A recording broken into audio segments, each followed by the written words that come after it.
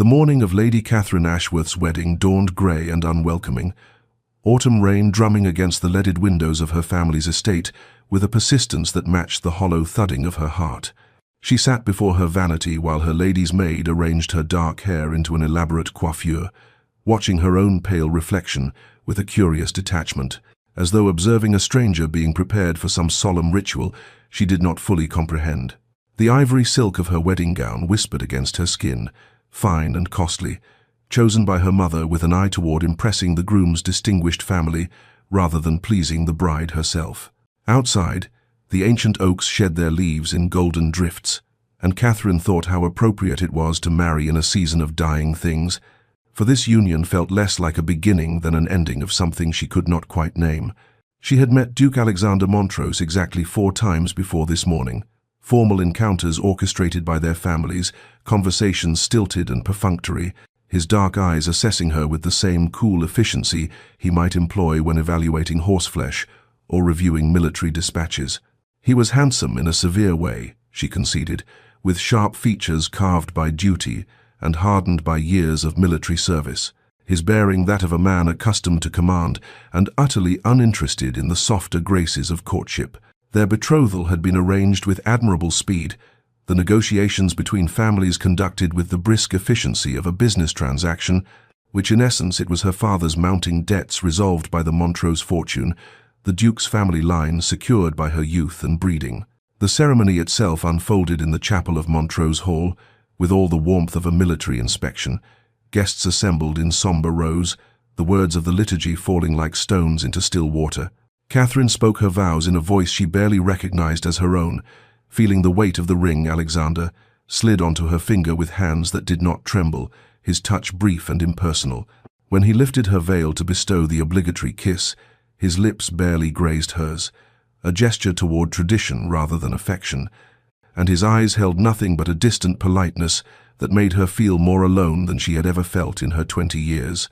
The wedding breakfast passed in a blur of forced smiles and hollow congratulations, and then came the moment that would define the shape of her new life. Alexander's quiet announcement that his regiment departed for Portugal at sunset, and that duty to crown and country could not be postponed even for a wedding night, that she should make herself comfortable at Montrose Hall in his absence.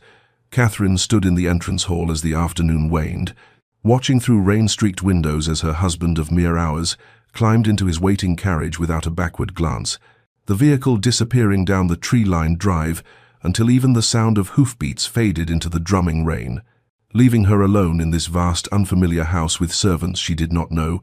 and a title she had not yet learned to wear, a bride abandoned before she had truly become a wife. The first weeks of Catherine's residence at Montrose Hall unfolded with a dreamlike quality of unreality, as though she had stepped through some invisible threshold into a life that belonged to someone else entirely, a duchess playing at being mistress of a grand estate, while the true master remained absent, fighting wars in distant lands she could scarcely imagine. The house itself seemed to resist her presence with its vast corridors and countless rooms, each more imposing than the last, the ancestral portraits lining the walls regarding her with what she fancied was disapproval, as though these long-dead Montroses could sense her inadequacy for the role she had assumed. Mrs. Hallowell, the housekeeper, was a formidable woman of perhaps 50 years, her iron-grey hair pulled back in a severe knot, her dark eyes sharp with judgment, as she showed Catherine through the household accounts and linen inventories with barely concealed skepticism that this slip of a girl could manage a ducal estate,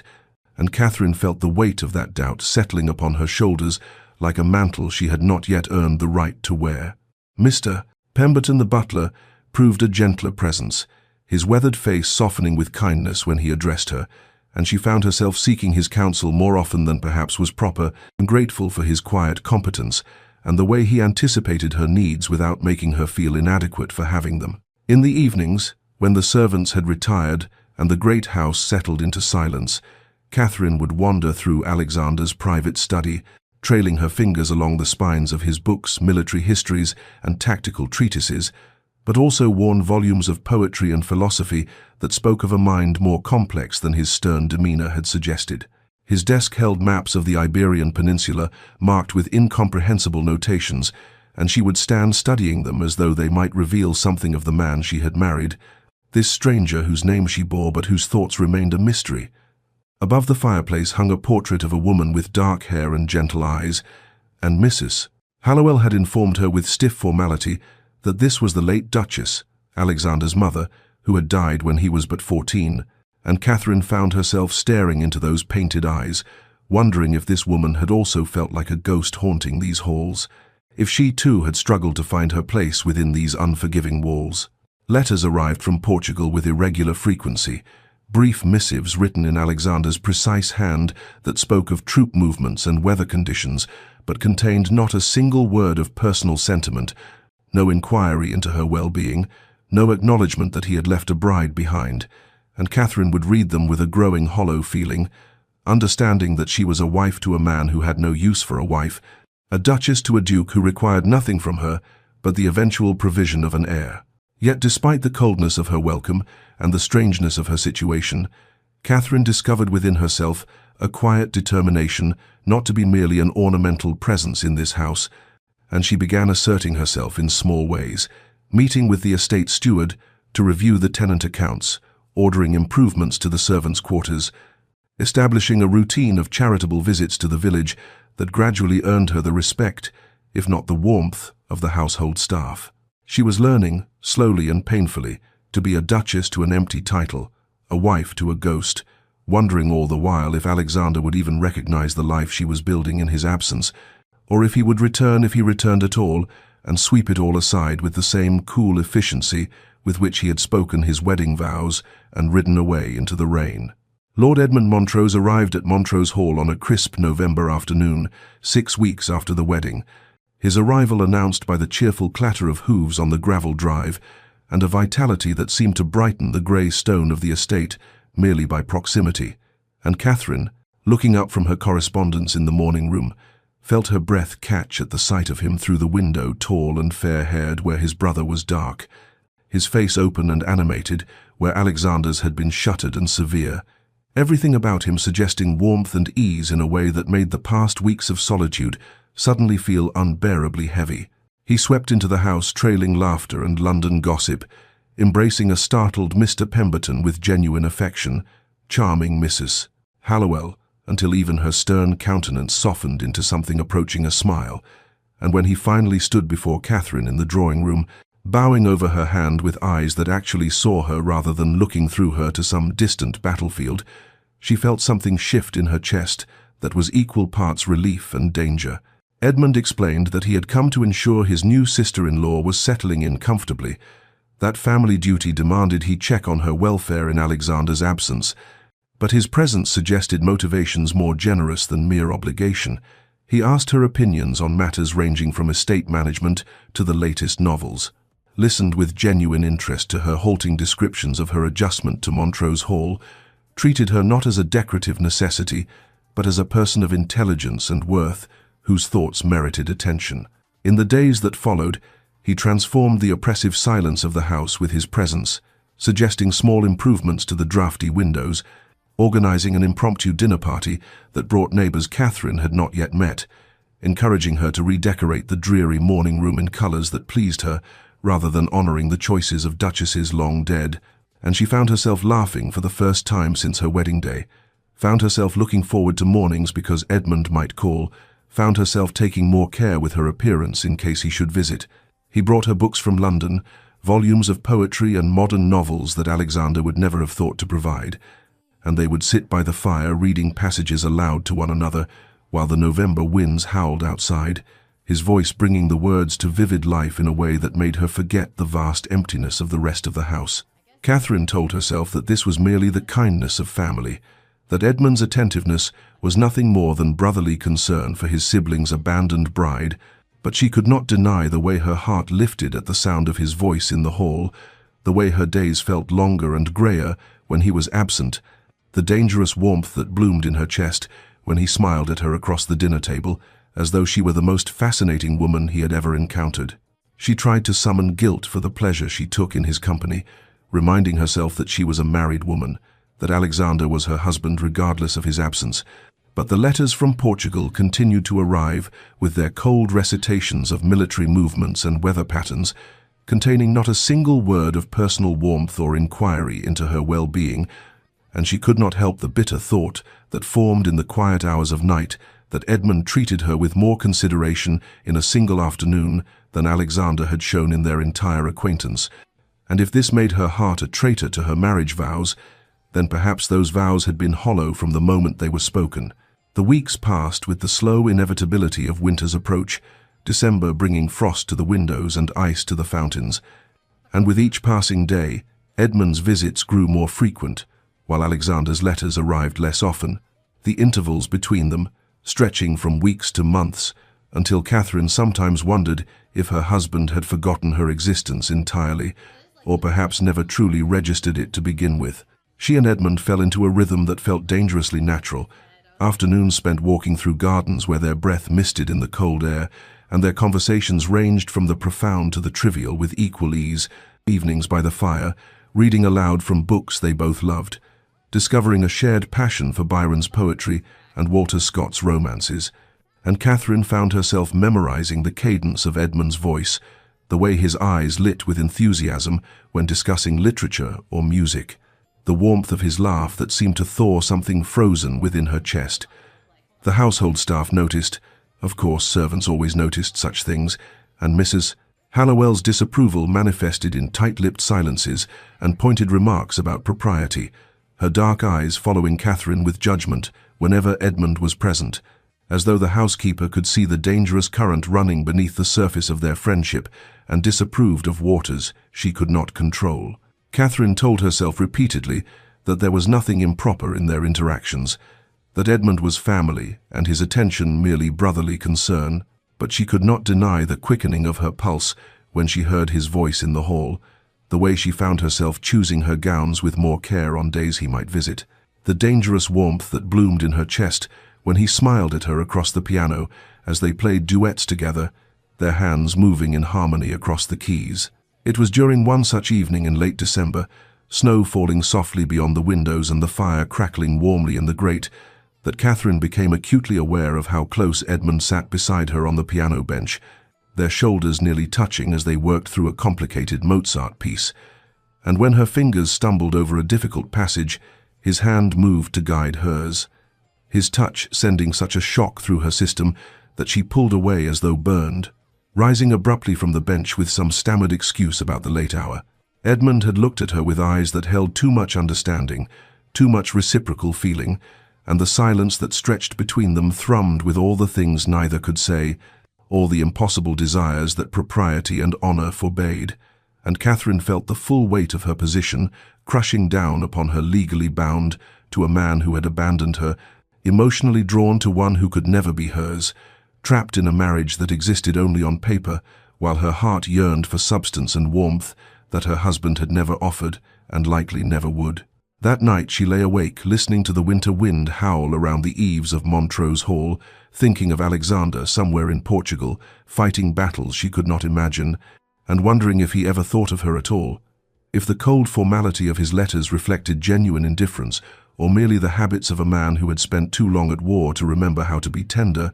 and she realized with painful clarity that she was caught between two impossible situations, a husband who was a stranger and a man who could never be more than a friend, her heart divided between duty to vows spoken without love and the aching loneliness of a marriage, unconsummated and abandoned. While winter deepened outside and the walls of the great house seemed to press ever closer, the witnesses to her growing desperation and the dangerous path her thoughts were beginning to travel. January arrived with bitter cold and news that shattered the fragile equilibrium Catherine had constructed within the walls of Montrose Hall, word reaching England through military dispatches that Wellington's forces had engaged in a devastating battle near the Spanish border, and Alexander's regiment had been at the heart of the conflict, the casualty lists incomplete and confused in those first terrible days when Catherine could do nothing but wait and imagine horrors she had no context to properly envision. The letter came from Alexander's commanding officer rather than Alexander himself, brief and impersonal in its recitation of facts: major engagement, heavy losses, the Duke of Montrose among the wounded, and his condition, and whereabouts uncertain in the chaos following the battle, and Catherine found herself staring at the words until they blurred into meaningless marks upon the page, her hands trembling with an emotion she could not immediately name, because she had never truly known her husband well enough to understand what his loss might mean. Edmund arrived within hours of receiving his own notification, his face drawn and pale, the usual lightness gone from his manner as he stood in the drawing room where Catherine sat, frozen with the letter still clutched in her fingers,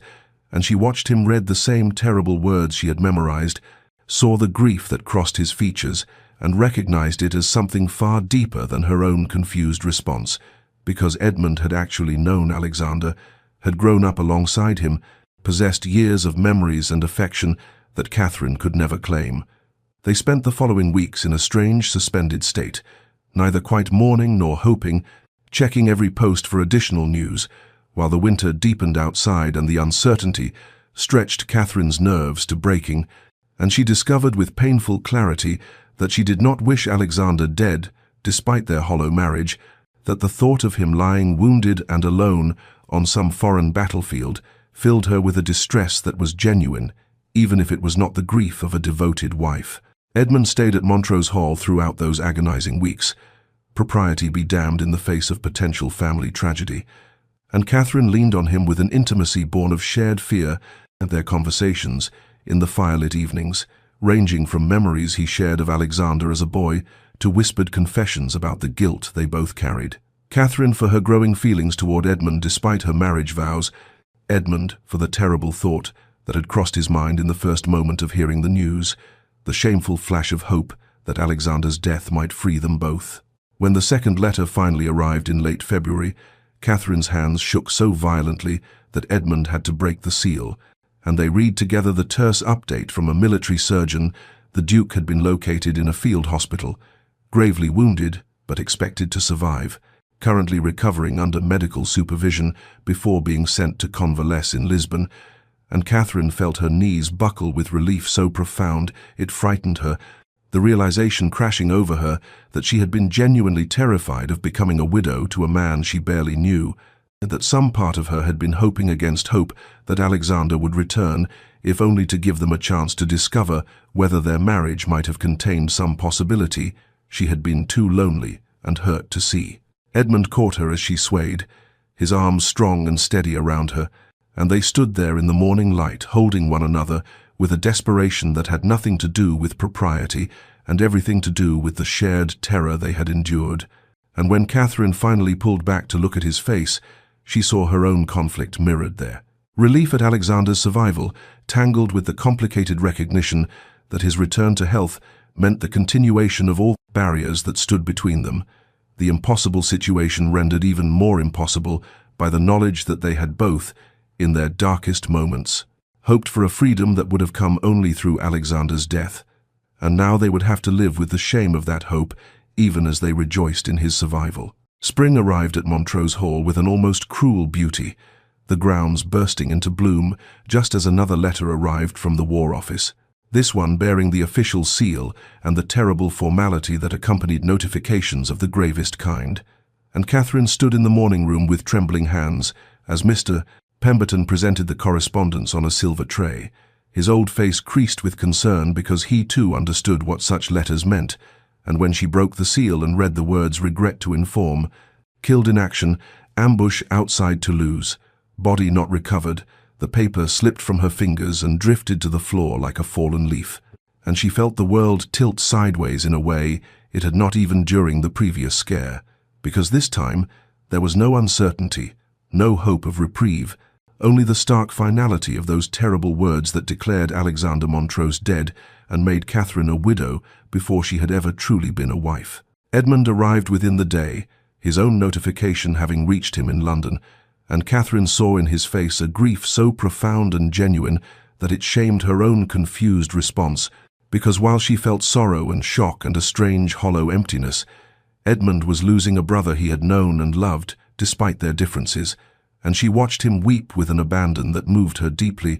his usual charm and lightness stripped away to reveal the depth of feeling beneath. The household draped itself in mourning, black crepe appearing on mirrors and windows, the staff moving through their duties with hushed voices and somber faces. Mrs. Hallowell's disapproval temporarily suspended in the face of genuine tragedy, and Catherine found herself going through the motions of grief, accepting condolence calls, ordering mourning clothes, writing letters to distant relatives, while feeling oddly disconnected from the reality of Alexander's death, as though she were mourning not a husband, but an idea, a possibility that had been snatched away before it could ever materialize into something real. The weeks passed in a haze of black bombazine and sympathetic visitors, spring deepening into early summer outside, while Catherine remained sequestered in the dim halls of Montrose Hall, and Edmund stayed close throughout, his presence a comfort, even as his own grief gradually transformed into something else, a careful attention that Catherine recognized because she felt its echo in her own heart, the slow, guilty realization that Alexander's death had removed the one insurmountable barrier between them, that they were now free to acknowledge feelings they had been fighting for months, and the knowledge brought with it a shame so heavy Catherine could barely breathe beneath its weight, because what kind of woman felt relief at her husband's death? What kind of widow allowed herself to think of love when she should be consumed by grief? Yet as the summer months unfolded, and society's expectations of her mourning period became clear a year at minimum before she could even consider remarriage, as longer before it would be truly proper, Catherine found herself in an impossible position, legally free but socially bound, her heart pulling toward Edmund, even as propriety demanded she remain in widow's weeds and solitary contemplation, and Edmund, dear Edmund, seemed to understand her conflict without words, maintaining a careful distance, even as his eyes followed her with an intensity that made her pulse quicken and her hands tremble when he was near, and they danced around the truth between them, like moths circling a flame, both knowing they were moving toward something dangerous and inevitable, both unable or unwilling to stop the slow gravitational pull drawing them together now that death had severed the legal ties that had kept them apart, though Catherine could not shake the terrible guilt that whispered in the dark hours of night that she was betraying Alexander's memory, by allowing herself to feel anything but grief, by permitting her heart to turn toward his brother, when his body was not even cold in whatever unmarked grave held it in foreign soil. Summer arrived at Montrose Hall with a gentleness that seemed almost apologetic after the harsh trials of spring, and the gardens bursting into riotous bloom, as though nature itself sought to compensate for the cruelty of war and loss, and Catherine found herself walking among the roses one warm June afternoon, 3 months into her widowhood, when Edmund appeared on the gravel path with an expression so tender and conflicted that her breath caught in her throat because she knew without words what he had come to say, what they had both been circling around for weeks now, with the careful dance of two people who understood the enormity of crossing certain lines. He stopped a few paces from her, the summer sun casting shadows across his face, and when he spoke his voice was barely above a whisper, rough with emotion as he said, "Catherine, I cannot continue this pretense any longer. This careful distance we maintain when everyone has departed, and when we are alone in these halls, and I can think of nothing but how much I have come to." And she raised her hand to stop him, tears already gathering in her eyes, because she knew she should not permit him to continue, and should not allow the words to be spoken that could never be taken back. Yet she found herself unable to move, unable to do anything but stand there among the roses, as he closed the distance between them and took her trembling fingers in his own warm hands. The confession spilled from him then, all the feelings he had been containing for months, how he had fallen in love with her, almost from the first, how her loneliness had called to something deep within his own soul, how he had fought against his feelings out of loyalty to Alexander. But now that Alexander was gone, he could not bear to watch her grieve alone, when his own heart was breaking with the need to comfort her, to give her the love and devotion she deserved, and Catherine felt herself fracturing under the weight of his words, the truth she had been denying even to herself, rising up to meet his declaration because, yes, she loved him too. He had loved him, perhaps, since those first dark months, when he had been the only light in her isolated existence, and the guilt of that love was nearly crushing but not quite enough to stop her from whispering through her tears, "Edmund, I should not, we cannot, but I," and he understood what she could not quite say, pulling her gently into his arms there in the rose garden where any servant might see, the propriety abandoned, in favor of the desperate human need they both felt. Their first kiss was hesitant and sweet, laden with all the guilt and longing they had been suppressing, his lips gentle against hers as though she might shatter, her hands clutching his coat as though he were the only solid thing in a world that had tilted sideways. And when they finally drew apart, they stood with foreheads touching, breathing hard, both knowing they had crossed a line from which there could be no retreat, yet neither willing to regret it entirely. And Edmund whispered that they must wait,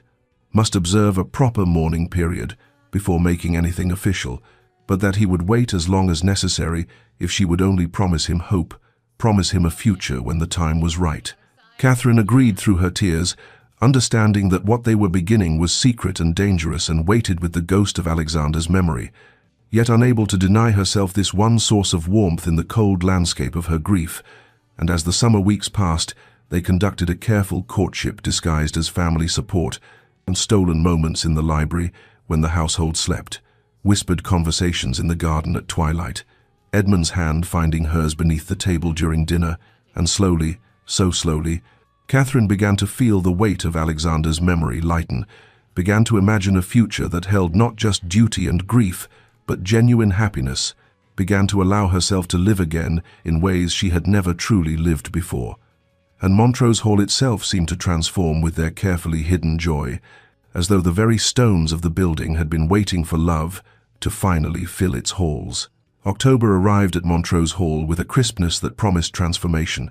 the leaves turning gold and crimson as though nature itself celebrated the change that was about to unfold. And on a morning when mist hung low over the gardens, Edmund came to Catherine in the library where she sat reading, his face more serious than she had seen in weeks. And before she could speak, he knelt before her chair in the traditional posture, drawing from his pocket a ring that had belonged to his mother, a delicate sapphire surrounded by small diamonds that caught the morning light, and his voice trembled slightly as he said, "Catherine, we have observed the proper mourning period. We have been patient and careful, but I can wait no longer. Will you do me the extraordinary honor of becoming my wife?" She felt tears spring to her eyes as she whispered yes, her hand shaking as he slipped the ring onto her finger, and when he rose to kiss her, it was with a joy so pure and unrestrained that all the months of guilt and secrecy seemed to burn away in its warmth, leaving only the promise of a future they could finally claim openly. The announcement was made to society within the week, carefully worded notices sent to the appropriate newspapers, letters dispatched to family and friends, and while there were those who whispered behind gloved hands about the unseemly haste of a widow marrying her late husband's brother, most agreed that 6 months was technically sufficient mourning for a marriage that had lasted mere hours before the husband's departure, and Edmund's position and Catherine's impeccable behavior during her widowhood smoothed most objections, and soon Montrose Hall buzzed with the pleasant chaos of wedding preparations. Catherine found herself in the modiste's shop in the nearby town, standing before mirrors as bolt after bolt of fabric was draped around her, and the contrast to her first wedding preparations could not have been more stark. Then she had chosen quickly and without care, knowing the gown would be seen by no one who mattered, worn for a ceremony that was mere formality. But now she examined each detail with the attention of a woman who was truly becoming a bride, selecting a gown of ivory silk with delicate Brussels lace at the throat and sleeves, a creation that would take weeks to complete, but would be perfect for the November ceremony they had planned. Edmund was everywhere in those weeks, his enthusiasm infectious as he spoke of the life they would build together.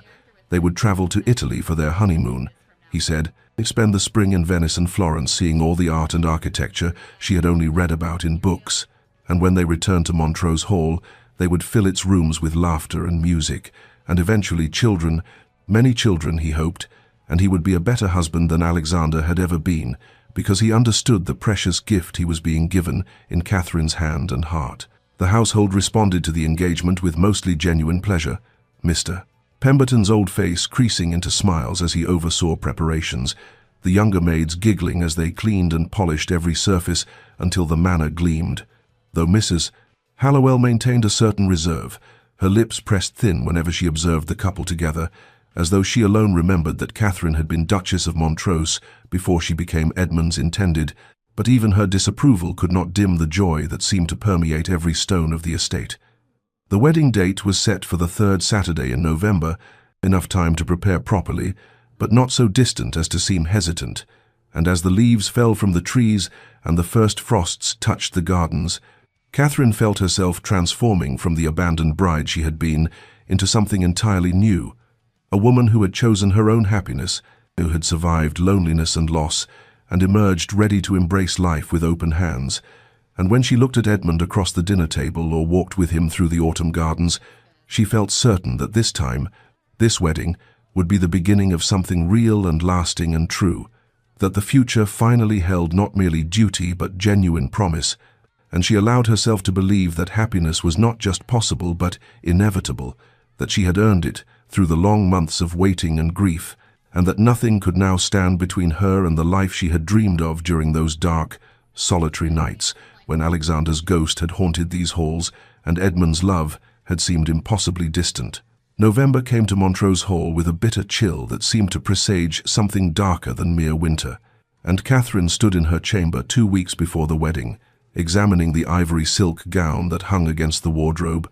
her heart light with anticipation despite the grey skies outside, when the sound of carriage wheels on gravel drew her to the window, and what she saw there froze the blood in her veins, because the carriage that had pulled up to the entrance was not one she recognized, and the man who stepped down from it moved with a stiff, painful gait that spoke of old injuries, and even from this distance, even though it was impossible, even though he was dead, she knew with a terrible certainty that it was Alexander. The world seemed to tilt sideways as she watched him stand before the entrance of his own home, gaunt and scarred and very much alive, his dark hair longer than it had been, his face harder and leaner, bearing the unmistakable marks of suffering, and she found herself gripping the window frame as though it were the only solid thing in a reality that had suddenly become unmoored,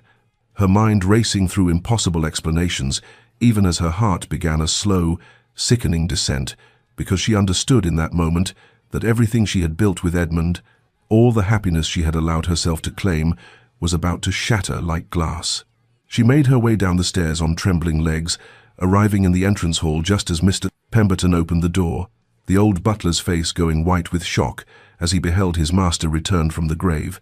and Alexander stepped into the house with the bearing of a man who had walked through hell itself, his eyes sweeping the familiar surroundings with an expression that was equal parts relief and something darker, and when those eyes found Catherine standing frozen on the stairs, she saw the flash of recognition, followed immediately by confusion, because she was wearing a gown he had never seen, her hair styled in a manner she had not worn when he left, everything about her speaking of a life lived in his absence. The confrontation that followed was a scene from Nightmare, Edmund appearing from the library at the sound of voices, his face transforming from curiosity to absolute horror as he beheld his brother, and the three of them stood in a terrible triangle in the drawing-room, where Catherine had to explain through numb lips that yes, Alexander had been reported dead, that yes, she and Edmund had believed it, that yes, they were engaged to be married in a fortnight, each word falling like stones into the awful silence, and Alexander's face cycled through disbelief to comprehension, to a cold fury that was somehow worse than any explosion of temper could have been. Alexander's voice, when he finally spoke, was rough from disuse, and something deeper, asking, how long, demanding to know when his wife and his brother had decided to betray him, and Edmund's attempt to explain that Alexander had been gone, that Catherine had been alone, that they had believed him. Dead sounded hollow, even to Catherine's own ears, because underneath the justifications lay the terrible truth that they had fallen in love while Alexander still breathed, that his reported death had merely freed them to act on feelings that had already taken root. The revelation that Alexander had been captured by French forces, held in a prison camp where conditions were so brutal that the British command had simply assumed all prisoners dead, that he had survived through sheer stubborn will, only to be freed in a recent prisoner exchange and spend weeks making his way back to England, back to a home and a wife he had dreamed of during the darkest hours of his captivity, only to find that wife planning to marry his own brother. This revelation hung in the air like an accusation that needed no voice, and Catherine felt the weight of her guilt crushing her, even as part of her wanted to scream that he had abandoned her first, that he had left her alone in this vast house, mere hours after their wedding, that she had every right to seek comfort where she could find it. Edmund's anguish was written across every line of his face as he looked between his brother and the woman he loved. And when he spoke, it was to say that he would leave immediately, that he understood the engagement must be dissolved, that he had never meant to cause pain. And though Catherine wanted to protest, wanted to cling to the happiness that had seemed so close, she found herself unable to speak because she knew he was right, knew that the law and society and every code they lived by declared her still Alexander's wife, bound to a man who was a stranger, but whose legal claim superseded any claim of the heart. The sapphire ring came off her finger with a finality that felt like death, placed carefully on the table between them, and as Edmund bowed stiffly to them both and left the room, his footsteps echoing in the hall, Catherine and Alexander stood in silence, two people bound by vows and law and nothing else, the ghost of Edmund's presence hanging between them, and Alexander's words when he finally spoke were quiet and devastating as he said, "I see I should have stayed dead," and Catherine had no answer to give him because in that moment she almost wished he had. Edmund departed Montrose Hall before dawn the following morning, unable to bear even one night under the same roof as the brother whose return had cost him everything, and Catherine watched from her chamber window as his carriage disappeared into the grey November mist, feeling as though her heart was being torn from her chest with each turn of the wheels. And when she finally descended to breakfast, she found Alexander already seated at the long dining table, his gaunt frame seeming almost spectral in the morning light, and they ate in a silence so complete that the clink of silver against china sounded like accusations, neither able to meet the other's eyes because to look was to confront the impossible situation they now inhabited, legally bound as husband and wife, yet strangers who had been shaped by entirely different experiences of the same marriage, his defined by war and captivity and dreams of home, hers by abandonment and loneliness, and a love that law and society now deemed forbidden. The days that followed established a pattern of careful avoidance, Catherine managing the household as she had for over a year, while Alexander moved through the manor like a ghost haunting his own life, and though they shared the same roof, they might as well have inhabited different worlds for all the connection between them, speaking only when necessity demanded, and even then in the most formal of tones, each word measured and cold as the frost that coated the windows each morning. Alexander's pride was a visible wound, manifesting in the rigid set of his shoulders and the bitter line of his mouth, and Catherine understood that while he acknowledged intellectually that he had abandoned her and had failed in his duty as a husband from the very first day, his heart still felt the sting of betrayal because she had been his in law, if not in love, and to discover her planning marriage to his own brother was a humiliation that cut deeper than any wound he had suffered in battle or captivity. Catherine's own grief was equally complex, mourning not just the loss of Edmund and the future they had planned, but also the person she had been during those months with him, the woman who laughed freely, who allowed herself joy, who believed happiness was her right, rather than a privilege to be earned through suffering. And in Alexander's presence, she felt herself hardening back into the dutiful shell she had worn on their wedding day, all warmth and spontaneity, freezing under the weight of his silent judgment. The household moved around them with the careful steps of people navigating a battlefield. Mr. Pemberton's face perpetually creased with worry, Mrs. Hallowell's lips pressed even thinner than usual as though vindicated in her earlier disapproval, the younger servants whispering in corners about the strange marriage of their master and mistress who barely spoke and never touched. And Catherine wanted to scream at them all that she had not asked for this, that she had been a good and faithful wife, until every reason for faithfulness had been stripped away.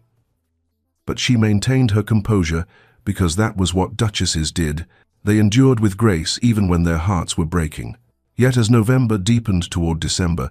Catherine began to notice things about Alexander that penetrated even her grief and anger, the way he winced when the weather turned cold, favoring his left side where she suspected old injuries lingered,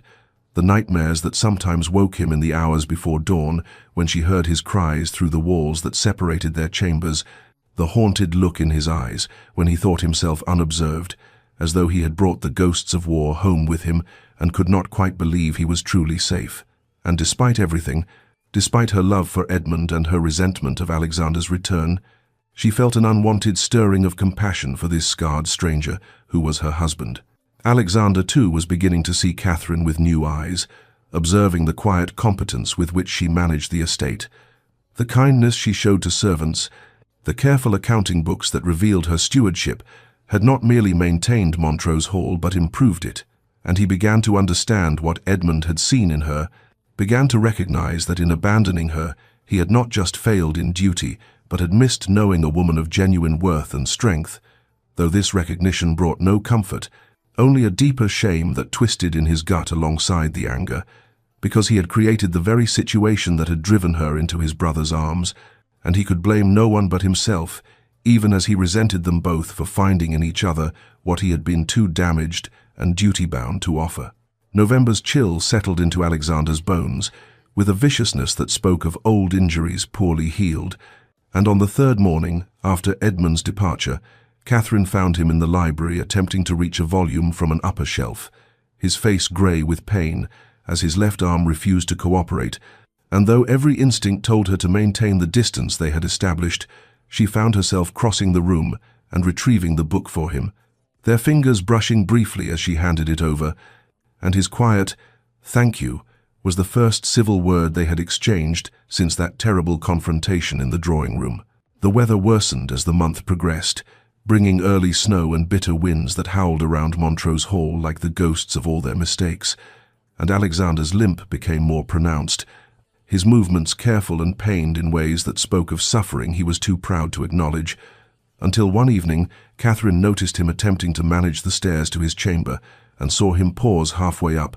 gripping the banister with white knuckles, and she understood that whatever wounds he had sustained in captivity still plagued him in ways he would never admit. She began leaving a draft for Payne on the table outside his door each night, never mentioning it, never waiting to see if he took it, simply ensuring it was there, and though he never thanked her, she noticed the glass was always empty by morning, and this small, silent exchange became a thread connecting them across the chasm of hurt and resentment. Their conversations remained stilted and brief,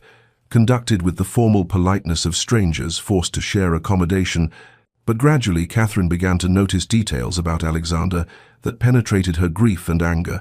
the way he paused before her mother's portrait in the hall with an expression of such profound sadness that she understood his loss had been as great as her own,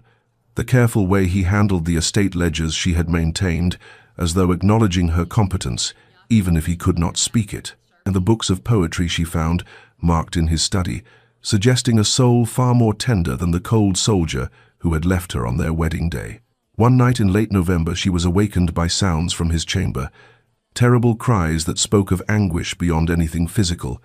and though she knew she should ignore it, should maintain the boundaries they had established, she found herself in her dressing gown, moving through the connecting door she had never before opened, finding him tangled in sweat-soaked sheets, caught in the grip of a nightmare so vivid that he was fighting invisible enemies, and she acted on pure instinct,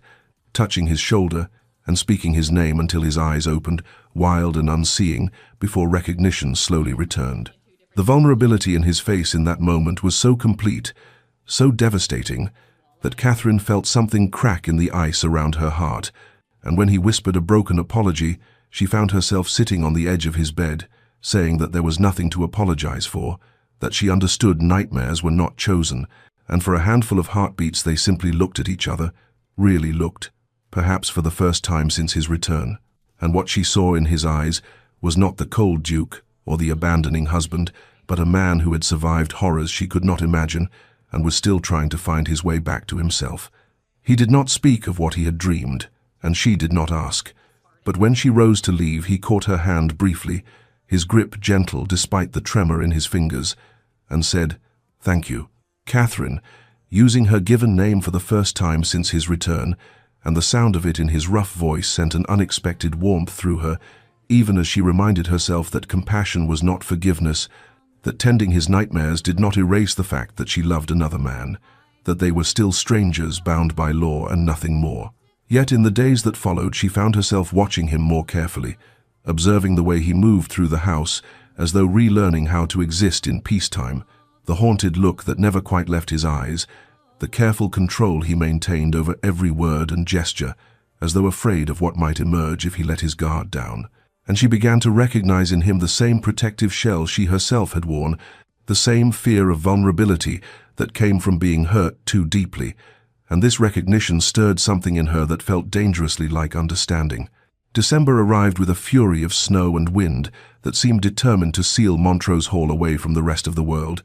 And on the morning of the 15th, exactly 1 year since their wedding, Catherine woke to find the windows completely obscured by white, the drifts so high that even the stables were barely visible,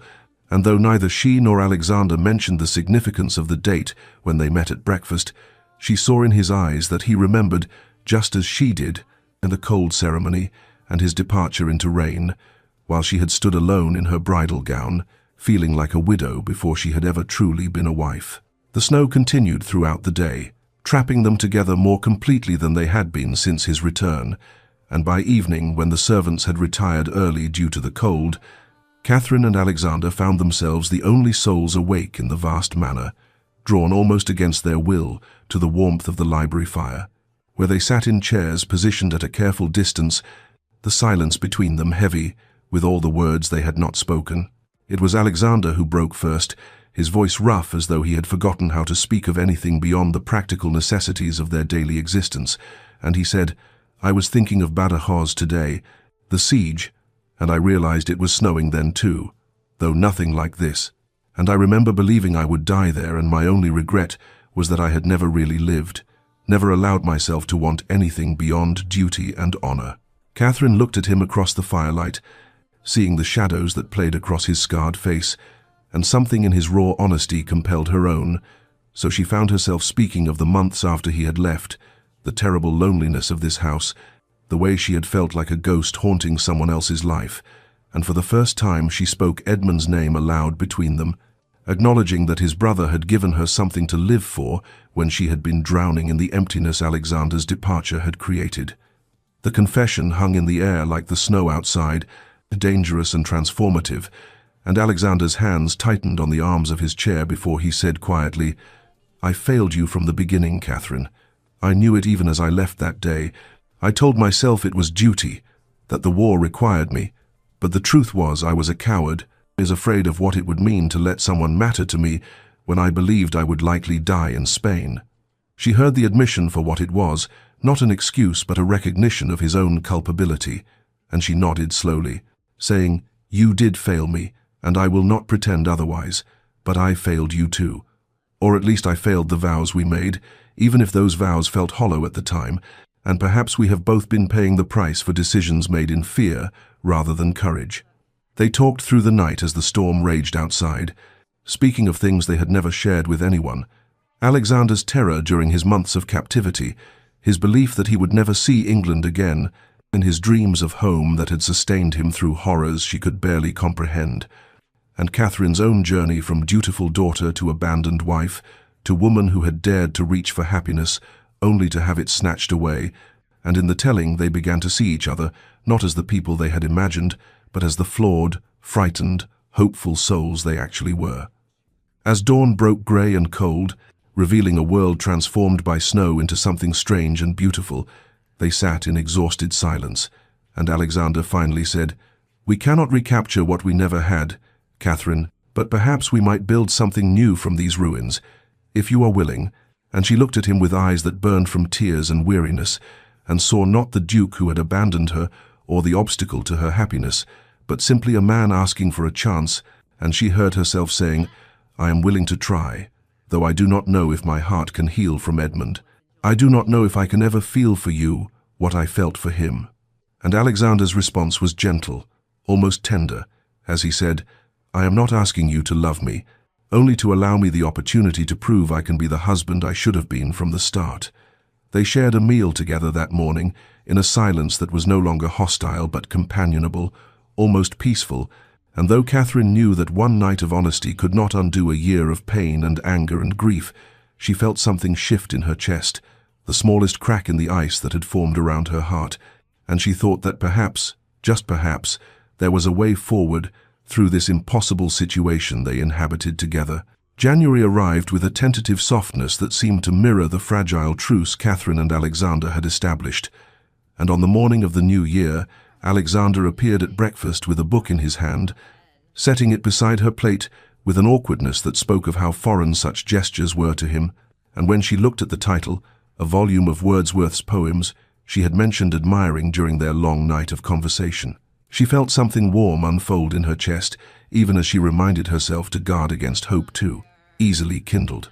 Their days began to take on a new pattern, almost like the courtship they had never had, with Alexander asking her opinion on estate matters and actually listening to her responses, his questions revealing genuine curiosity about her thoughts on crop rotation and tenant welfare, and the small improvements she had made during his absence, and Catherine found herself studying him in return, asking careful questions about his experiences in Spain that went beyond the horror of captivity to the man he had been before the war, discovering that he had once loved music and had a talent for sketching that he had abandoned somewhere on the peninsula. The small gestures accumulated like snowfall, quiet and transforming, Alexander bringing her books from his library, volumes of poetry and philosophy he thought she might enjoy, Catherine ensuring that Cook prepared the foods he preferred and that his study fire was always lit before he entered in the evenings. And though they maintained a careful physical distance in their interactions, never touching beyond the accidental brush of fingers, there was an awareness between them that had not existed before, a consciousness of each other's presence that made the vast rooms of Montrose Hall feel somehow smaller and more intimate. On a grey afternoon in mid-January, Alexander suggested a walk through the winter gardens, and though the cold was bitter, they moved together along frost-covered paths, their breath forming clouds in the air, and their conversation flowed more easily than it ever had before, as Alexander spoke of his mother's love for these gardens, and Catherine shared memories of her own mother's passion for roses, and in the sharing of these tender remembrances, they discovered that they had both lost their parents too young.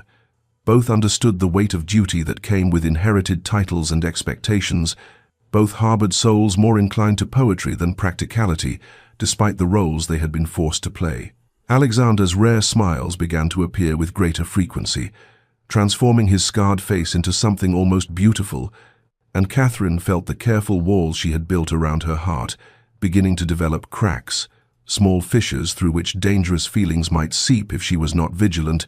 yet she found she lacked the will to repair those defenses as thoroughly as she knew she should. The household staff, ever attuned to the emotional climate of their employers, began to move with lighter steps and exchange hopeful glances. Mrs. Hallowell's stern countenance softening into something approaching approval, Mr. Pemberton smiling openly when he observed the Duke and Duchess sharing tea in companionable conversation, and even the scullery maids whispered that perhaps Montrose Hall might finally become the warm home it had always deserved to be. Edmund's name hung between them like morning mist, present but unspoken, acknowledged in the careful way they avoided certain topics and the tender consideration they showed each other's wounds, and Catherine understood that Alexander knew she still carried grief for what she had lost, even as she began to discover what she might gain, just as she recognized that Alexander bore his own complex feelings about his brother's role in her life, and this mutual understanding created a foundation of honesty upon which they were slowly, carefully, beginning to build something that felt almost like the possibility of genuine connection. February arrived with the kind of cold that seemed to seep into one's very bones, and Catherine stood at the morning-room window, watching frost patterns trace delicate ferns across the glass, when Mr. Pemberton entered with the post, his expression carefully neutral as he presented her with a single letter bearing a continental postmark, and her hands trembled as she recognized Edmund's handwriting, elegant and familiar, the sight of it causing her heart to constrict with a pain she had thought was beginning to fade under the careful tenderness of her growing connection with Alexander. She dismissed the butler with a murmur of thanks, and broke the seal with fingers that felt numb from more than just the cold, and as she read Edmund's words written from Paris where he had fled to escape the unbearable proximity of what he had lost, tears began to stream down her face unbidden, for his letter was both a release and a farewell, absolving her of guilt, while confessing that he could not remain in England knowing she was at Montrose Hall with Alexander, that he wished her every happiness, though it cost him his own, that she must not grieve for him but instead embrace whatever future awaited her with his brother, and the generosity of his words only made the ache worse, because she had genuinely loved him, and some part of her always would, even as she found herself drawn inexorably toward Alexander in ways she was only beginning to understand. Alexander found her thus, weeping silently with the letter clutched in her hand. And without asking permission, he took it from her and read, his jaw tightening as he absorbed his brother's words. And when he looked at her again, his expression held such complexity, pain and understanding, and something that might have been jealousy, warring with compassion, that she felt exposed in a way she had not been even during their long night of confessions in December. The confrontation she had been dreading and avoiding unfolded there in the winter morning light, as Alexander said quietly, "I was jealous of my brother, Catherine, not for the betrayal as I claimed, but because he gave you what I should have given you from the very beginning, his presence, his attention, his heart freely offered when I was too much a coward to offer my own." And the raw honesty in his voice broke something loose in her chest, so that she found herself responding with equal truth, saying, "He gave me what you couldn't give me then, what you were not capable of giving after years of war, had hardened you into someone who knew only duty and survival. But Alexander, I am terrified, and terrified to open my heart again. When the last time I did so, it was shattered so completely." They stood facing each other across the morning room, the letter that represented the ghost of their shared past lying between them on the small table where Alexander had placed it. And he spoke then of his own loneliness during the war years, his belief that he had become incapable of the softness that love required, his conviction that he would die in Spain, and thus his determination not to leave anyone behind who would grieve him.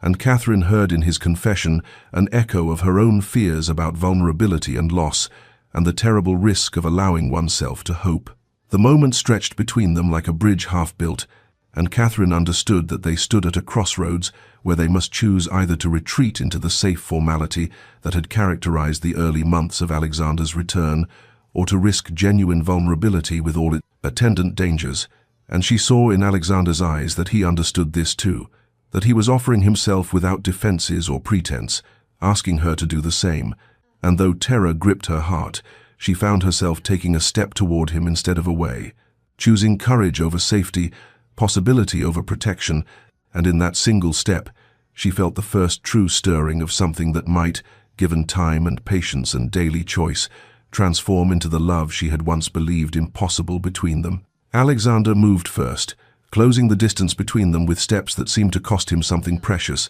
and when he spoke, his voice was raw with emotion as he said, "Catherine, I must apologize to you, not for Edmund or for what transpired in my absence, but for the fundamental wrong I committed on our wedding day, when I bound you to me with vows and then abandoned you within hours,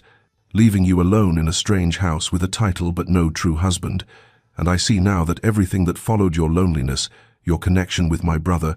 the pain we have all suffered, began with my cowardice and my inability to see you as anything more than a duty to be discharged, before I returned to the war that felt safer to me than the vulnerability of marriage." Catherine felt something shift in her chest at these words,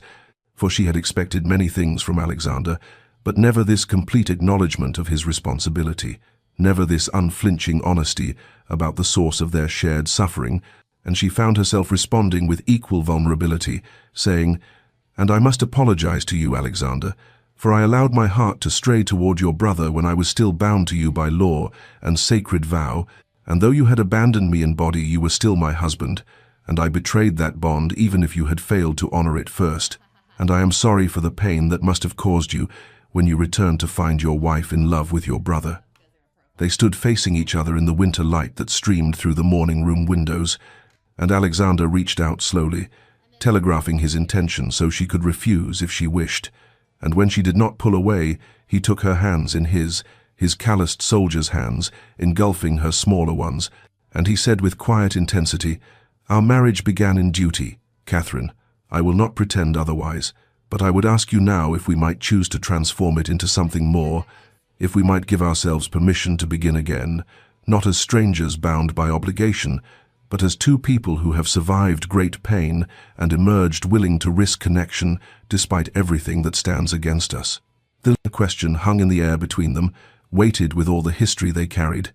and Catherine felt tears gathering in her eyes as she nodded, unable to speak past the emotion that threatened to overwhelm her, and Alexander continued, "Then I would like your permission to court you properly, to court my own wife, as I should have done from the beginning, to show you through actions rather than words that I am capable of being the husband you deserve,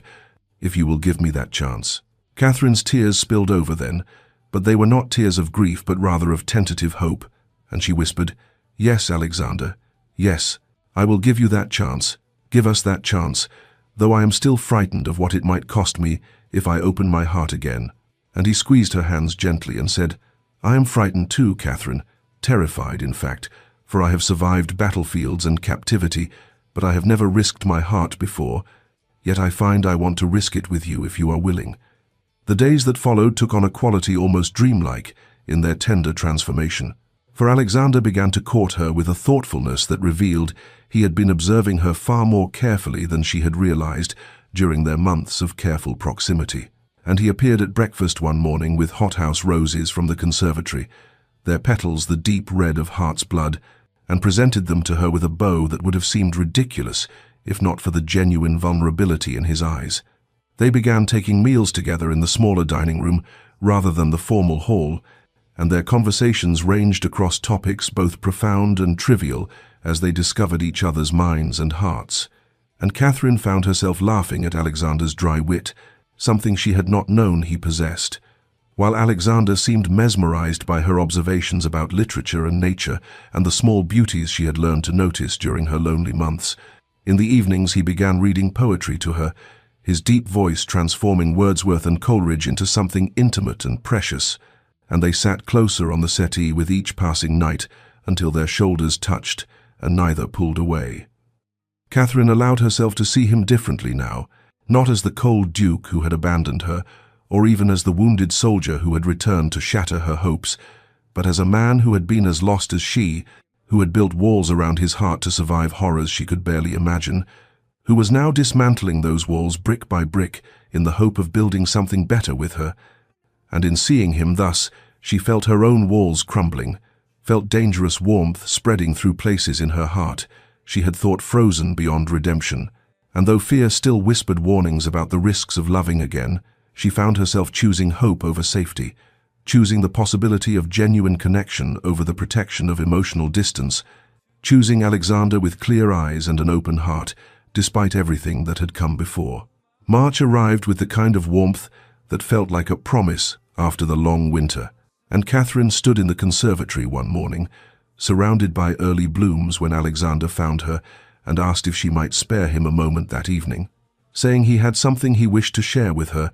and though his expression was guarded, she saw vulnerability in his eyes that made her agree immediately, curious about what had prompted this formal request when they had grown so much easier with each other in recent weeks. That afternoon she discovered him in his study, poring over leather-bound volumes that she recognized as journals, their pages filled with close handwriting, and when he noticed her presence, he looked up with an expression that held both determination and apprehension, saying, "These are my wartime journals, Catherine. Every thought and fear I committed to paper during those years when I believed I would die far from home, and I would like to share them with you tonight, if you are willing, for I think you deserve to know the man I was then, and how he became the man who stands before you now." She felt something catch in her throat at this offering, understanding instinctively that these journals represented the most private parts of himself, the scared young officer beneath the stern duke's exterior, and she told him gently that she too had kept writings during her lonely months at Montrose Hall, poems and observations she had never shown anyone, and perhaps they might share these pieces of themselves together. Evening found them in the small sitting room that had become their private sanctuary, a fire crackling in the hearth against March's lingering chill, and Alexander began reading from his earliest entries, his voice steady but his hands trembling slightly as he revealed the terrified 23-year-old who had purchased his commission, believing he understood what war meant, only to discover horrors that stripped away every comfortable illusion he had carried into battle. And Catherine listened with tears gathering in her eyes as she heard him describe not glory but mud and blood and the faces of dying men, the way each death had hardened him a little more until he barely recognized himself in the shaving mirror. When he paused, she retrieved her own journal from where she had hidden it in her writing desk, and she read to him her poems about loneliness and abandonment, her observations about the empty halls and the ghost of a husband she had never known. And as she read, she watched his face crumple with pain at understanding what his abandonment had truly cost her, Not just practical loneliness, but a deeper soul ache that had nearly broken her before Edmund's arrival. And when she finished reading, Alexander reached for her hand and said hoarsely, "We are more alike than I ever imagined, Catherine. Both of us hiding tender hearts behind walls we built to survive our separate pains. Both of us convinced we were incapable of the vulnerability that love requires." They sat in silence for a long moment, hands clasped, and then Alexander told her he had arranged something special for the following evening, asking only that she trust him, and when she agreed, he pressed a kiss to her knuckles with a tenderness that made her heart race. The next evening he led her to the conservatory after dinner, and she gasped upon entering to find it transformed into something magical, and hundreds of candles casting flickering light across spring flowers. He had arranged himself with the gardener's help, hothouse roses and early tulips, and delicate narcissus, creating an explosion of color and fragrance, and in the center of it all he had set a small table laid for two with fine china and crystal.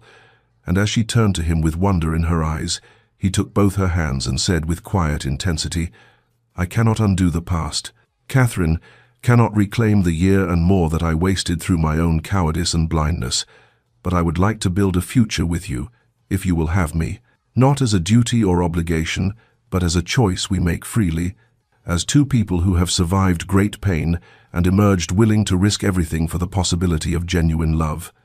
Catherine felt tears streaming down her face as she looked at this man who had been a stranger, then an abandoner, then a returned ghost, and who had somehow transformed into someone she was beginning to love with a depth that terrified and exhilarated her in equal measure, and she whispered, "We already have vows binding us. Alexander, vows spoken in a cold church nearly 2 years ago when neither of us understood what we were promising. But I would like to honor those vows now with genuine feeling, to choose you, and choose us, and choose the possibility of building something real from the ruins of what might have been." He pulled her close then, one hand cradling her face with infinite gentleness, and asked, "May I kiss you, Catherine?" Not as a husband claiming his rights, but as a man who has fallen in love with his wife, and wishes to show her the depth of his feeling. And she nodded, unable to speak past the emotion that threatened to overwhelm her, and when his lips met hers, it was nothing like the perfunctory brush of mouths at their wedding ceremony, but instead a tender, hesitant exploration that spoke of new beginnings and promises chosen rather than imposed, and she felt herself opening to him like the spring flowers surrounding them, felt hope blooming in places she had thought frozen beyond redemption, felt the future stretching before them, not as a burden to be endured, but as a gift to be cherished. And when they finally drew apart, he rested his forehead against hers and whispered, "Thank you for giving me a second chance, Catherine, for seeing past what I was to what I might become." And she responded, "Thank you for having the courage to try, for being willing to dismantle your walls brick by brick, for choosing vulnerability over safety." And in that moment, surrounded by candlelight and flowers and the promise of spring, they both understood that they had crossed some invisible threshold from which there would be no retreat, that they had chosen each other with clear eyes and open hearts, and that whatever lay ahead, they would face it together as true partners in a marriage that had been reborn from ashes into something infinitely precious. April arrived with the kind of gentle warmth that made the previous winter's hardships feel like distant memories, and Catherine woke each morning to find Alexander already awake beside her, watching her with an expression of wonder that never failed to make her heart skip, for they had begun truly living as husband and wife in every sense, in their days taking on a rhythm that felt both natural and miraculous after so many months of painful distance and careful proximity. They spent mornings together in the estate office, planning improvements to the tenant cottages and discussing which fields should be rotated for summer planting, and Catherine discovered that Alexander valued her opinions not merely out of courtesy, but genuine respect for her competent management during his absence, and she found herself leaning into his shoulder as they reviewed ledgers, his arm coming around her waist as though such casual intimacy was the most natural thing in the world. The afternoons found them riding across Montrose lands together, Alexander on his great black stallion, and Catherine on the gentle mare he had chosen specifically for her comfort, and they explored every corner of the estate as though seeing it anew through each other's eyes, pausing at the old stone bridge where Alexander told her about climbing these very stones as a boy, or stopping at the tenant farms where Catherine introduced him properly to families she had come to know during his absence, and the tenants remarked with poorly concealed delight at how the stern duke softened when he looked at his duchess. In the evenings they established their own private rituals, sometimes reading in the library with Catherine curled against Alexander's side, as his deep voice brought poetry and novels to life, other times playing chess before the fire, with playful banter and gentle teasing that would have been unimaginable mere months ago. And Alexander's rare laughter became less rare with each passing day, his smiles coming more easily as the haunted look gradually faded from his eyes. Catherine bloomed under this genuine affection, like a flower that had been waiting for proper sunlight, her natural warmth and joy emerging from beneath the protective shell she had built during her lonely months,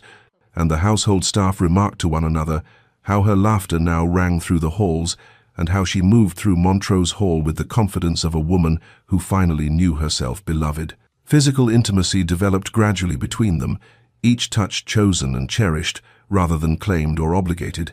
and when Alexander finally carried her to his chambers one night in late April, both of them trembling with anticipation and tenderness, their union was everything their perfunctory wedding ceremony had not been, tender and emotional and transformative in ways that left them both weeping and laughing in each other's arms afterward. The morning after, Catherine woke to find herself wrapped in Alexander's embrace, his face peaceful in sleep in a way she had never seen before, and when his eyes opened and found hers, he whispered with raw emotion, "I feel as though I have come home after a very long war, Catherine, as though every battle and every suffering was merely the journey that led me to this moment with you." And she felt tears gather in her eyes as she responded, "Perhaps we both have, Alexander, perhaps we both have been fighting our own wars and have finally found our way to peace." And he kissed her then, with a reverence that spoke of promises renewed and freely chosen. The household could not help but notice the transformation, for the Duke and Duchess moved through their days with an obvious affection that manifested in 1,000 small gestures. The way Alexander's hand sought Catherine's during meals, the way Catherine's face lit up when he entered a room, the tender glances they exchanged when they thought no one was watching, and even stern Mrs. Hallowell was seen smiling as she observed them together in the garden. And Mr. Pemberton remarked to the other staff that Montrose Hall had finally become the home it was always meant to be, filled not merely with duty and obligation, but with genuine love and joy. May arrived with the kind of gentle sunshine that made everything feel possible.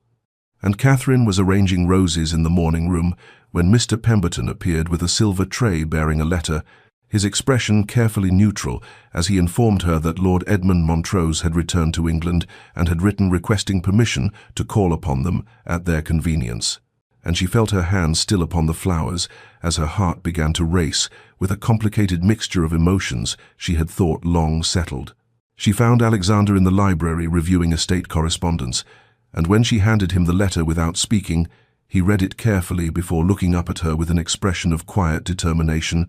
saying, "We will face this together, Catherine, as we face everything now." And she felt such gratitude for his steadiness that she had to blink back tears as she nodded her agreement, knowing that this meeting was necessary if they were truly to leave the past behind them. They sent word that Edmund was welcome to call the following afternoon, and Catherine found herself unable to settle to any task as the appointed hour approached, her mind returning again and again to the man who had filled her loneliest months with warmth and companionship, the man she had loved and lost and grieved, the man whose memory had become a ghost haunting the edges of her transformed marriage. Alexander seemed to sense her agitation and kept close to her throughout the day, his presence a quiet anchor, and when Edmund's carriage finally appeared on the drive, Catherine reached for her husband's hand without thinking, drawing strength from the solid warmth of his grip. Edmund stepped into the drawing room, looking older than Catherine remembered, his boyish charm tempered by something that looked like hard-won maturity, and for a long moment the three of them stood in terrible silence, the weight of everything that had passed between them heavy in the air, until Edmund broke the stillness by bowing formally to Catherine and extending his hand to Alexander with visible emotion. The brothers clasped hands, and then, as though some dam had broken, pulled each other into an embrace that spoke of years of separation and pain, and the deep bond that had survived even betrayal, and Catherine watched through tears as Alexander said hoarsely, "I am sorry, brother, for the impossible situation my abandonment created," and Edmund responded with equal emotion, "And I am sorry for allowing my feelings to override my duty to you and to honor." And in that moment Catherine understood that whatever else this meeting brought, it would not destroy the fragile happiness she and Alexander had built. They sat together over tea. The conversation stilted at first, but gradually easing into something almost natural, and Edmund spoke of his time on the continent with a wistfulness that suggested he had been running from pain rather than seeking adventure. And when Catherine asked gently if he had found what he sought abroad, he smiled sadly and admitted that he had mostly found distance and the slow healing that comes from accepting what cannot be changed. Alexander surprised them both by reaching across to grip his brother's shoulder and saying with complete sincerity, "I owe you a debt, Edmund, for caring for Catherine when I had abandoned her to loneliness, for showing her the kindness and attention I should have provided, for being the man I was too broken to be." And Edmund's eyes filled with tears as he responded, "You owe me nothing, Alexander, for what I felt was real and selfish in equal measure, and I see now that what you and Catherine have found together is something I could never have given her. A love built on shared suffering and hard-won understanding, rather than the easy comfort of avoiding pain." Catherine found herself speaking then, her voice steady despite the emotions churning within her, telling Edmund with complete honesty that she would always be grateful for the warmth he brought to her darkest months, that his kindness had kept her from drowning in loneliness, that she had loved him truly if briefly, but that she now understood that what she shared with Alexander was built on foundations that could weather any storm because they had already survived the worst that life could offer. Edmund listened with visible emotion and then said something that released them all from the lingering ghost of what might have been, admitting that he could see the love between Catherine and Alexander in every glance they shared, every unconscious touch, every moment of natural intimacy, and that while what he had felt for Catherine was real, he recognized now that they belonged together in a way that transcended his own feelings, that some loves are meant to heal us and move us forward rather than to last forever. They parted that evening with embraces and tears, and the sense of a chapter finally, truly closed, Edmund promising to visit again when his travels brought him back to England. And as Catherine and Alexander stood in the doorway watching his carriage disappear into the spring twilight, she felt Alexander's arm come around her waist and heard him whisper, "Thank you for loving me enough to face that, for being brave enough to lay the past to rest." And she turned into his embrace, knowing that they had passed through the final test of their transformed marriage and emerged stronger for it. The ghost of Edmund's love finally laid to rest with grace and mutual respect, leaving them free to move forward into their future, unburdened by the shadows of what had been. Summer arrived in 1815 with the kind of golden warmth that seemed to bless everything it touched, and as June approached, Catherine and Alexander found themselves planning their first major gathering at Montrose Hall, a celebration that would serve as both a belated wedding reception and an announcement to society that the Duke and Duchess of Montrose had truly found their way to each other after so tortuous a journey. And the contrast between this joyful preparation and the cold, hurried ceremony of 2 years prior was so striking that Catherine sometimes had to pause in her arrangements simply to marvel at how completely her life had transformed. The estate bloomed under their combined attention, roses climbing the stone walls in profusion, and the great hall decorated with garlands of summer flowers, and Catherine moved through the preparations with a radiant confidence that came from knowing herself genuinely beloved, her natural grace and warmth no longer hidden behind protective walls, but shining forth for all to see, as she consulted with Mrs. Hallowell about the menu and directed the footman in arranging the ballroom with an authority that was gentle but unquestionable. Alexander watched her preparations with undisguised admiration. This man who had once been so stern and distant, now relaxed and smiling as he observed his wife transform Montrose Hall into a place of celebration, and the household staff remarked to one another that they had never seen the Duke so at peace, his haunted soldier's eyes now bright with contentment whenever Catherine entered a room, his hand seeking hers with unconscious tenderness at every opportunity. The evening of the celebration arrived with perfect weather, the summer sun casting long golden rays across the manicured lawns as carriages began arriving from neighboring estates and from London, society coming to witness what they had heard whispered in drawing rooms across England. that the cold Duke of Montrose had somehow transformed into a devoted husband, and his abandoned bride had become a confident and beloved duchess. Catherine greeted their guests in a gown of pale blue silk that made her eyes luminous, Alexander at her side in formal evening dress, and every person who passed through the receiving line could not help but notice the way the Duke's gaze followed his wife with protective devotion, the way Catherine's face lit up whenever she looked at her husband, the subtle touches and shared glances that spoke of an intimacy earned through suffering and built on foundations of genuine understanding. The dancing began as twilight painted the sky in shades of rose and gold, and when Alexander led Catherine onto the floor for the first waltz, the room fell silent to watch them move together with such natural grace and obvious affection that more than one matron dabbed at her eyes, remembering the gossip that had swirled 2 years ago about the hasty wedding and immediate abandonment, and marveling at how love had somehow bloomed in such unlikely soil. As midnight approached and the celebrations continued in full swing, Alexander drew Catherine away from the crowds into the garden, where lanterns hung like stars among the roses, and there in the soft darkness he pulled her close and whispered that he had an announcement he wished to make to their guests, and Catherine's heart began to race as she realized what he intended, for they had shared their joyful secret only between themselves until this moment, savoring the knowledge in private before declaring it to the world. They returned to the ballroom hand in hand, and when Alexander called for silence and raised his glass to toast his duchess, his voice was thick with emotion as he declared before all assembled that Catherine had given him the greatest gift imaginable, that she had transformed his house into a home and his duty into devotion, and that come winter she would make him the happiest of men by presenting him with an heir, and the room erupted in congratulations and joy as Catherine blushed and accepted embraces from ladies who had once pitied her as an abandoned bride. Later, as the guests departed and the servants began clearing away the remnants of celebration, Alexander and Catherine walked together through the quiet gardens, and his arm around her waist and her head resting against his shoulder,